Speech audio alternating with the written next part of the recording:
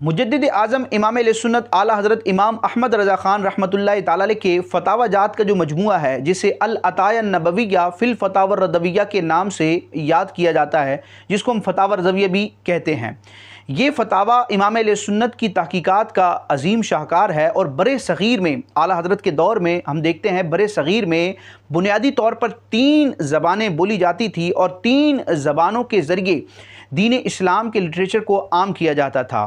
یعنی جو درسیات تھیں یا علوم دینیہ پڑھنے پڑھانے کا سلسلہ تھا، تو عام طور پر علماء کرام 3 زبانوں کا استعمال کرتے تھے، سر فہرست عربی، فارسی اور اردو۔ اور اعلیٰ حضرت امام اہل سنت کو ان تینوں زبانوں پر کمال درجے کی مہارت حاصل تھی۔ یہی وجہ ہے کہ اعلیٰ حضرت امام اہل سنت سے کسی بھی زبان میں مسئلہ پوچھا گیا، آپ نے اسی زبان میں اس کا جواب ارشاد فرمایا۔ چونکہ تینوں زبانوں پر آپ کو مہارت تھی، لہٰذا اگر پوچھنے والے نے عربی زبان میں سوال کیا تو اعلیٰ حضرت اس سوال کا جواب فتوے کی صورت میں عربی زبان میں دیا کرتے۔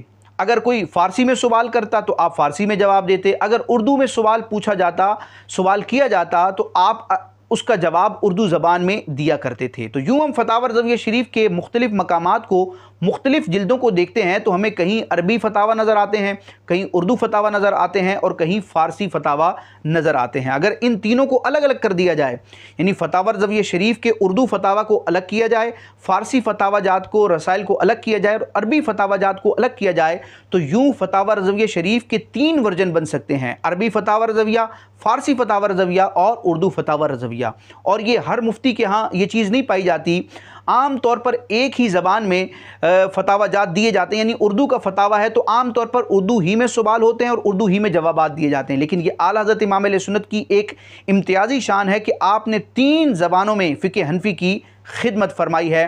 فتاوی رضویہ شریف عربی زبان، فارسی زبان اور اردو زبان میں فقہ حنفی کا عظیم شاہکار ہے۔